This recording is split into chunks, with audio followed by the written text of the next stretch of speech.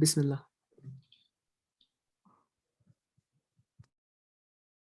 اعوذ باللہ من الشیطان اللعین الرجیم بسم اللہ الرحمن الرحیم رب زدنی علما. پالنے والے میرے علم میں اضافہ فرما. اس دعا کے ساتھ میں اپنی گفتگو کا آغاز کر رہی ہوں.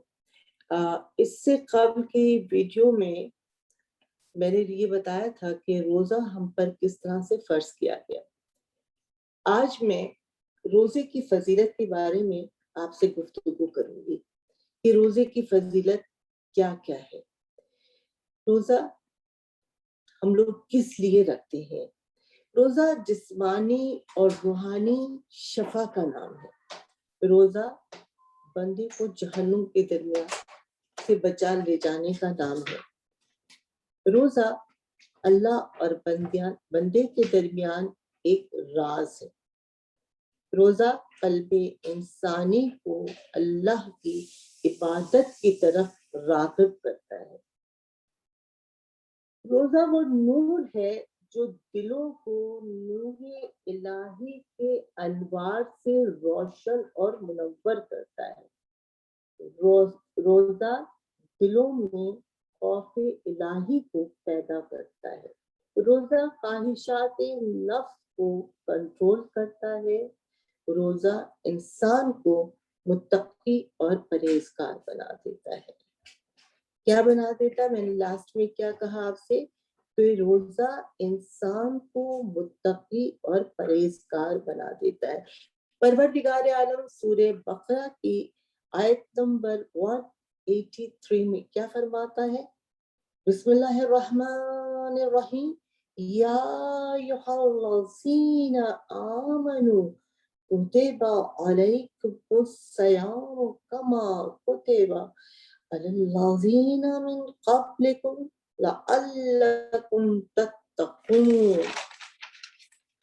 اے ایمان والو، روزہ تمہارے لیے لکھ دیا گیا ہے جیسا تم سے پہلے کے لوگوں میں لکھا گیا تھا تاکہ تم پرہیزگار بن جاؤ.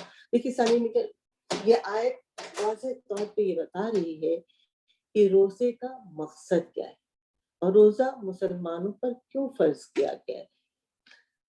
لیکن ایک خیال ذہن میں آتا ہے. دیکھیے انسانی جو ذہن ہے نا، وہ اکثر سوچتا ہے کہ ایسا کیوں ہوا، ایسا کیوں ہے، یہ کیوں نہیں ہوا. یہ آتا ہے ذہن میں خیال. تو ہر مسلمانوں کو جو روزہ ہے وہ متقی اور پرہیزگار بناتا ہے. تو ذہنوں میں ایک سوال آتا ہے کہ اللہ نے تقوی حاصل کرنے کے لیے ماہ رمضان کو کیوں چھوڑا. دیکھیے آتا ہے نا کہ اور بھی مہینے تھے، بہت سارے مہینے تھے جس میں اللہ یہ حکم دے دیتا کہ شعبان کے مہینے میں روزہ رکھ لو، تم متقی بن جاؤ گے. ماہ رجب میں تم روزہ رکھ لو، متقی بن جاؤ گے. اللہ نے خاص طور پہ ماہ رمضان کو کیوں چنا کہ تم ماہ رمضان میں روزہ رکھو گے تو تم متقی بن جاؤ گے. اس کی کیا وجہ ہے؟ اس کی وجہ یہ ہے کہ دیکھیں تقوی کو حاصل کرتے ہیں، اس کی حصول جب تک انسان دنیا کی خواہشات نفس کے بندھن سے آزاد نہ ہو جائے. جو خواہشات نفس ہے، جو دنیا کے ہم خواہشات کرتے ہیں نا، اس بندھن سے جب تک یہ آزاد نہ ہو جائے اس وقت تک متقی نہیں بن سکتا. یا یوں کہہ دیتی ہوں میں کہ روزہ خواہشات نفس کے بے لگام گھوڑے کو لگام دینے کا نام جو انسان کو متقی اور پرہیزگار بنا دیتا ہے. دیکھیے روزہ میں ہم لوگ تمام چیزوں کو ترک کر دیتے ہیں نا. کھانا پینے جو حلال چیزیں ہم پر انہیں ہم ترک کر دیتے ہیں. لیکن روزہ میں ہم اور ہمارا روزہ صرف کھانے پینے کے ترک کر دینے کا نام نہیں ہے بلکہ تمام چیزوں سے پرہیز کرنے کا نام ہے.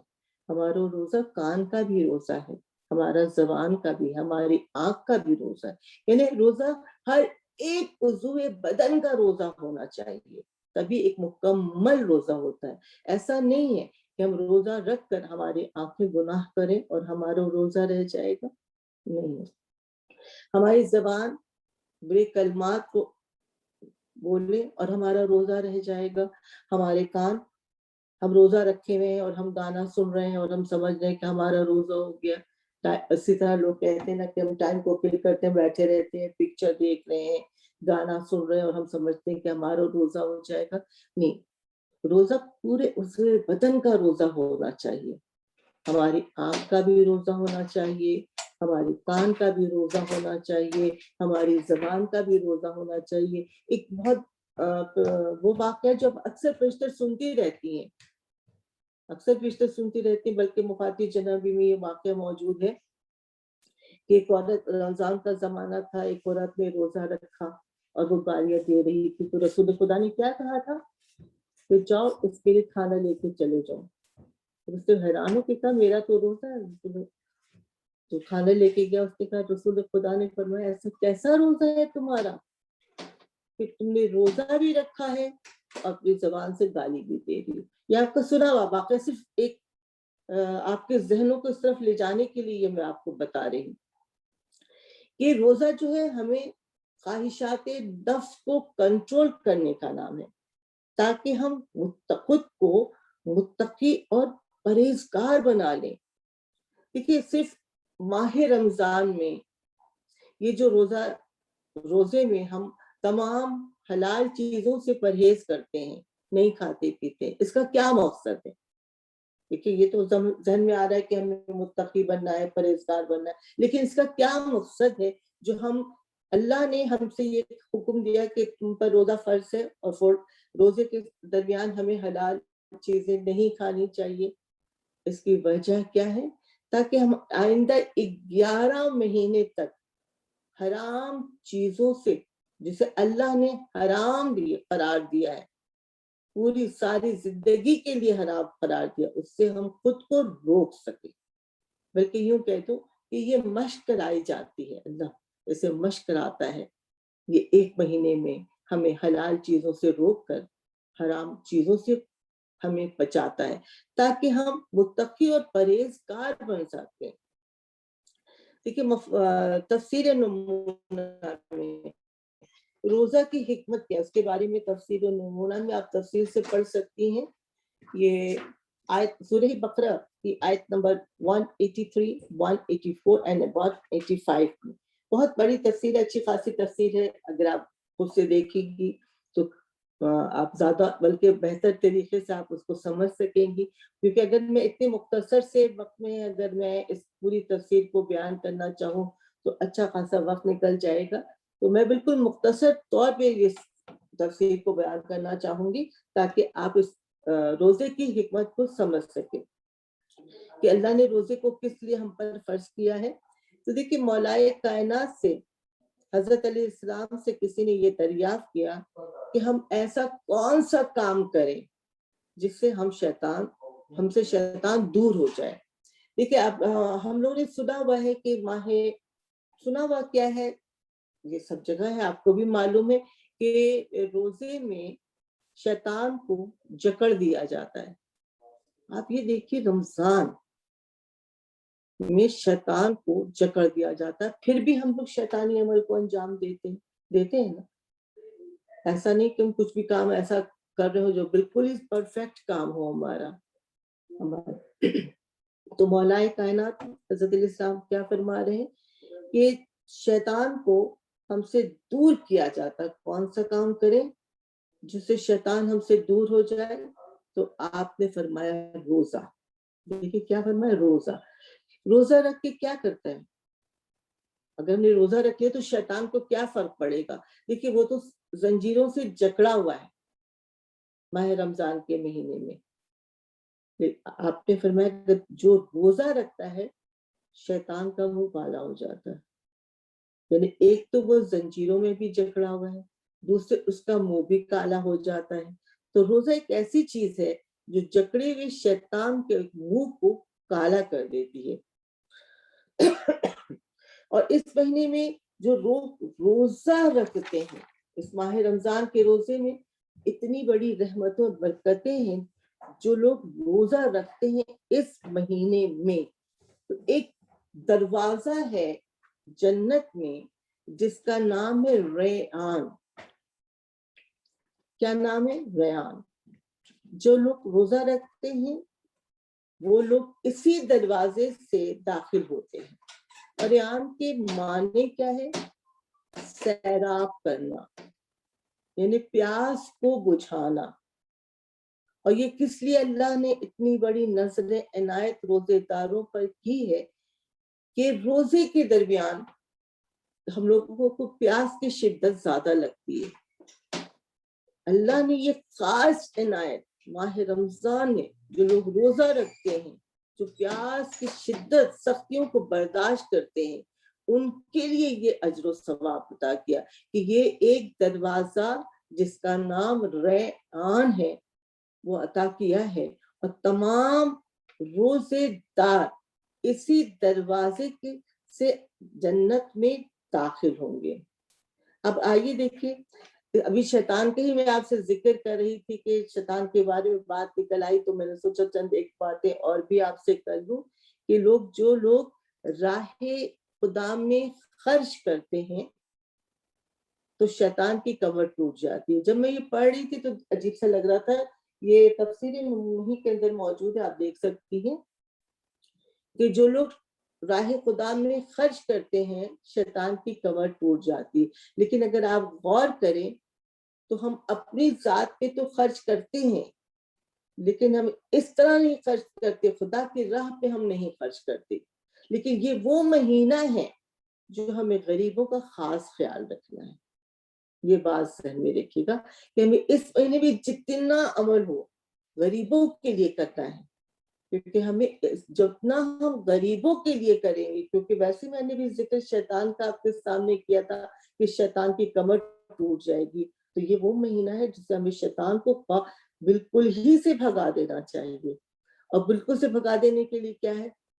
بالکل سے بھگا دینے کے لیے ہے کہ استغفار پڑھیں جتنا ہو سکے، اور ماہ رمضان میں زیادہ استغفار پڑھیں، کیونکہ ہمارا فرض ہے کہ ہم اپنے آپ کو، چونکہ ہمیں متقی بنانا ہے، پرہیزگار بنانا ہے، تو ہمیں شیطان سے دور رہنا ہے تاکہ اور جو لوگ اعمال صالح کرتے ہیں، جو لوگ نیک عمل انجام دیتے ہیں اس ماہ رمضان میں. دیکھیں ہم تو چونکہ ماہ رمضان کا ذکر ہے تو اسی پہ ہے کہ ماہ رمضان میں، لیکن ایسا نہیں، ماہ رمضان کے علاوہ بھی جس مہینے بھی ہم لوگ نیک اور صالح عمل کو انجام دیتے ہیں تو شیطان دور بھاگ جاتا. اور نیک اور صالح عمل کیا ہے؟ استغفار کا پڑھنا. استغفار ویسے بھی بے انتہا عمدہ چیزیں ہیں. جتنی دفعہ بھی استغفار ہم پڑھیں گے خدا ہمیں ہر چیز عطا کرے گا. کیونکہ دیکھیے جب انسان کا گناہ خدا معاف کر دیتا ہے تو اس کی تمام چیزوں کو خدا عطا کر دیتا ہے. جو حاجتیں، وہ واقعہ بھی آپ نے سنا ہوگا، جو مولا کے پاس کوئی شخص آیا، اس نے کہا میں بے روزگار ہوں، تو آپ نے کہا استغفار پڑھو. جب دوسرا شخص آیا، اس نے کہا میں بے اولاد ہوں، آپ نے کہا استغفار پڑھو. کوئی کسی اور حاجت کے لیے آیا، آپ نے کہا استغفار پڑھو. تو یہ معلوم ہوا، تو کسی اور نے سوال کیا کہ مولا کتنے سوالات ہیں اور جواب صرف ایک ہے کہ استغفار پڑھو. اللہ نے کہا، مولا نے کہا جب اللہ تمہارے گناہوں کو بخش دے گا تو تمہاری ایک حاجات کو پورا کر دے گا. استغفار اتنی اہم ترین چیز ہے. اور یہ تو ماہ رمضان جو گناہوں کی بخشنے کا سامان ہے ہمارے لیے. لیکن اس کا پہلا عشرہ کیا ہے؟ رحمتوں والا ہے. دوسرا عشرہ کیا ہے؟ مغفرت والا ہے. اور تیسرا عشرہ جو ہے اس ماہ رمضان کا، وہ جہنم سے آزادی کا. اور کب آزادی ملے گی ہمیں؟ جب ہم توبہ اور استغفار کریں گے اس مہینے میں. اور یہ بھی ذہن میں رکھیے گا کہ اگر ہم توبہ استغفار کر رہے ہیں، اس کے ساتھ ساتھ ہمیں چاہیے کہ یہ مرحومین کو بھی بخشا کریں. یہ نہیں کہ اگر ہم توبہ استغفار کریں تو ہمارے ہی گناہ کو خدا بخش دے. آپ استغفار کی تسبیح پڑھ کے جو آپ کے مرحوم اس دنیا سے گزر چکے ان کے لیے بھی بخش دیں، تاکہ دیکھیں نا یہ جب ہم افطار کرتے ہیں اس وقت میں کتنے لوگوں کو خدا آزاد کرتا ہے جہنم سے. ہمیں اپنی بھی مغفرت کی دعا مانگنا چاہیے، اور جو یہاں سے دنیا سے گزر چکے ہیں ان کی بھی دعا مانگنا چاہیے. کیونکہ نا کتنے سال اس سال جو گزر چکا، کتنے لوگ موجود تھے ہمارے درمیان، آج اس ماہ رمضان میں ہمارے درمیان بھی موجود نہیں ہے، تو ہمیں انہیں فراموش نہیں کرنا چاہیے. اسی طریقے سے میں جب پڑھ رہی تھی تو بسم اللہ الرحمن الرحیم کی تصویر دیکھیے، یہ وہ ماہ رمضان وہ مہینہ ہے جب قرآن کا نزول قرآن ہوا تھا. لیکن انشاءاللہ تعالیٰ نیکسٹ ویڈیو میں آپ سے قرآن کی فضیلت کے بارے میں گفتگو کروں گی. ابھی میں صرف اس طرف گفتگو کرنا چاہ رہی ہوں تاکہ میں روزے کے بارے میں تھوڑا آپ کو وضاحت کے ساتھ بتا سکوں کہ روزہ کیا ہے. دیکھیے ایک واقعہ ہے کہ 3 شخص رسول خدا سے ملنے کے لیے تشریف لے کر آئے. جب وہ ملنے کے لیے تشریف لے کر آئے تو ان تینوں نے آپس میں جیسے آپس میں گفتگو کرتے ہیں، تینوں نے آپس میں گفتگو کی کہ ہم رسول خدا کی زیارت کے لیے جا رہے ہیں، اگر ہم ایک ساتھ زیارت کے لیے چلے جائیں گے تو رسول خدا کو زحمت ہوگی. تو لوگ تینوں نے کہا پھر ہمیں کیا کرنا چاہیے؟ تو ایک نے کہا ایسا کرو تم رسول خدا کے پاس چلے جاؤ. دوسرے نے کہا تم مولا کائنات حضرت علی علیہ السلام کے پاس چلے جاؤ. تو تیسرے شخص نے کہا پھر میں کیا کروں؟ اس نے کہا تم اللہ کے مہمان بن جاؤ، تم مسجد چلے جاؤ. تینوں چلے گئے، ایک رسول خدا کے پاس، ایک مولا کائنات کے پاس، اور ایک مسجد میں آ گیا. جب صبح تینوں ایک جگہ پر ملے، ایک مقام پر ملے، انہوں نے کہا کیسی رہی تمہاری رات، کیسی رہی تمہاری رسول خدا سے تمہاری ملاقات؟ اس نے کہا جب میں گیا تو رسول خدا نے مجھے کھجور دی، کھجور کھلایا، مجھے دودھ پلایا، بہترین روٹی دی، سونے کے لیے بستر تھا، بستر پہ میں سو گیا. تو دوسرے شخص نے کہا عجب بات کر رہے ہو تم، یہی سب کچھ تو مجھے میرے ساتھ میرے مولا کائنات حضرت علیہ السلام نے بھی کیا. اب اس کی طرف دیکھا جو مسجد کی طرف گیا تھا، جو اللہ کا مہمان بن کر کے گیا تھا. تو انہوں نے کہا تم کو کیا ملا، تم نے کیا کیا؟ تو اس نے کہا کہ تم لوگوں کو تو دودھ بھی مل گیا، کھجور بھی ملا، تم بستر پہ سو بھی گئے. جب میں اللہ کا مہمان بنا تو نہ مجھے کھانے کے لیے کچھ نہیں ملا، میں خاموشی کے ساتھ بھوکا سو گیا، لیکن میں پوری رات جاگتا رہا، میں بیٹھا رہا. لیکن اللہ کا مہمان تھا، مجھے اللہ نے کچھ بھی عطا نہیں کیا. اللہ کو جلال آیا، اللہ نے جبریل امین سے کہا جاؤ میرے رسول کے پاس جاؤ. جبریل امین رسول خدا کے پاس آئے، بعد درود و سلام کے آپ نے کہا کہ آپ کا ایک بندہ ہے جو مسجد میں میرا مہمان تھا، آپ نے سب کچھ عطا کیا لیکن میں نے اسے نماز تہجد کی توفیق عطا کر دی. اس کے بعد رسول خدا نے فرمایا کہ جو لوگ بھوکے ہوتے ہیں وہ لوگ اللہ کے قریب ہوتے ہیں، اور اس کی دعا اللہ زیادہ قبول کرتا ہے جو بھوکا ہو. 2 آدمی کی دعا زیادہ قبول کرتا ہے، ایک سجدے کی حالت میں ہو اس کی دعا کو قبول کرتا ہے، اور جو بھوکا ہو اس کی دعا کو خدا قبول کرتا ہے. آپ یہ دیکھیے جو روزے کی حالت ہو، آپ غور کیجیے گا، جب روزے کی حالت میں ہمیں بھوک لگتی ہے نا، تو ہم کتنے اللہ کے قریب ہو جاتے ہیں. تو اللہ نے روزہ کیوں رکھا ہمیں؟ تاکہ ہمارا جسم بھوکا رہے، ہم بھوکے رہیں اور بھوک کی حالت میں اللہ سے اور قریب ہو جائے. دیکھیں جو لوگ شکم سے ہو جاتے ہیں، کھانا پیٹ بھر کے کھاتے ہیں، ان کے لیے نماز کتنی بوجھل ہو جاتی ہے، ان سے نماز نہیں پڑھی جاتی، وہ نماز نہیں پڑھ سکتے. اور یہ ماہ رمضان تو اللہ جس میں کہہ رہا تو اے میرے بندو تم میرے مہمان ہو، میں نے نعمت الہیہ کا دسترخوان تمہارے لیے بچھا دیا ہے، جو چاہے تم لے لو، جو چاہیے تم مجھ سے مانگ لو. تو ہم اللہ کے مہمان ہیں اس مہینے میں نا، تو جو چاہے ہم اللہ سے مانگ سکتے ہیں. اور سب سے خوبصورت بات جو ہے ماہ رمضان کی وہ یہ کہ روزہ جو ہے وہ رکھتے ہیں نا سامعین کرام, ہم ظاہر ہے کہ اللہ سے قریب ترین ہوتے ہیں اور ہر لمحہ اللہ سے دعا بھی مانگتے ہیں, عبادت بھی کرتے ہیں, سب کچھ کرتے ہیں اللہ کے لیے کرتے ہیں اور ہمیں اس پہ قائم بھی رہنا ہے. لیکن سب سے خوبصورت بات جو میں آپ کو بتانی چاہ رہی تھی وہ یہ تھی کہ تمام عمل جو بھی ہم لوگ کرتے ہیں نا, جو بھی ہم عبادت کرتے ہیں اس میں ہم عمل کرتے ہیں, ہے نا. دیکھیں اگر ہم نماز پڑھنا چاہیں تو ہمیں وضو بھی کرنا ہے, پھر ہم آتے ہیں, ہم اذان دیتے ہیں, اقامت کہتے ہیں, پھر ہم تمام عمل کو انجام دیتے ہیں, نیت سب چیزیں کرتے ہیں, پھر ہماری نماز مکمل ہو جاتی ہے. اسی طریقے سے حج کے ارکان کو ادا کرتے ہیں تو ہمارا حج ادا ہو جاتا ہے. اسی طریقے سے ہم لوگ عمرہ ادا کرتے ہیں. یعنی جتنی عبادتیں اللہ نے رکھی ہم لوگوں کے لیے اس میں ہر ایک چیزوں پہ عمل ہے. بغیر عمل کے اگر ہم چاہیں گے کہ ہماری نماز قبول ہو جائے تو نہیں ہوگی. ہمارا عمل ضروری ہے. لیکن روزہ صرف نیت کا نام ہے. آپ رات میں جب سحری کر لیتی ہیں اس کے بعد آپ نیت باندھ لیتی کہ میں روزہ رکھ رہی ہوں, ماہ رمضان کا واجب اللہ نیت ہی کرتی ہوں. اس کے علاوہ کیا عمل ہے روزے کا؟ نماز جس طرح آپ پہلے پڑھتی ہیں اسی طریقے سے آپ رمضان کے دنوں میں بھی پڑھ رہی ہیں. جس طرح سے قرآن آپ عام دنوں میں پڑھتی ہیں اسی طریقے سے آپ رمضان میں پڑھتی ہیں. جس طرح سے تسبیحات آپ دوسرے مہینے میں کرتی ہیں اس طرح اس مہینے میں کر رہی. تو فرق صرف کتنا ہے؟ صرف نیت کا ہے. اور روزہ صرف نیت کا نام ہے.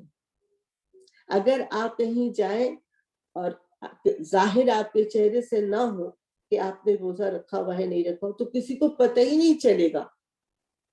آپ کو چہرے سے پتہ ہی نہیں چلے گا کہ آپ کا روزہ ہے یا نہیں ہے, بالکل بھی نہیں پتا چلے گا. لیکن اگر آپ نماز پڑھ رہی ہیں تو آپ کے عمل سے یہ ظاہر ہو جائے گا کہ آپ نماز پڑھ رہی ہیں. تو اتنی خوبصورت بات ہے اس روزے کی کہ ہمیں صرف نیت پہ رکھا گیا ہے. تو سامعین اکرام پھر انشاءاللہ تعالی اسی ٹاپک پہ ماہ رمضان اس میں قرآن کا نزول ہوا تھا اور انشاءاللہ پھر اس نیکسٹ ویڈیو میں قرآن کی فضیلت پر آپ سے گفتگو کروں گی. تب تک پروردگار ہم سب کو خیر و عافیت سے رکھے, ہم سب کو صحت و تندرست رکھے اور پروردگار عالم ہمیں توفیق عطا فرمائے کہ ہم سیدھے راستے پر چلیں. انشاءاللہ تعالیٰ پھر نیکسٹ ویڈیو پہ آپ سے ملاقات ہوگی. اللہم صلی اللہ محمد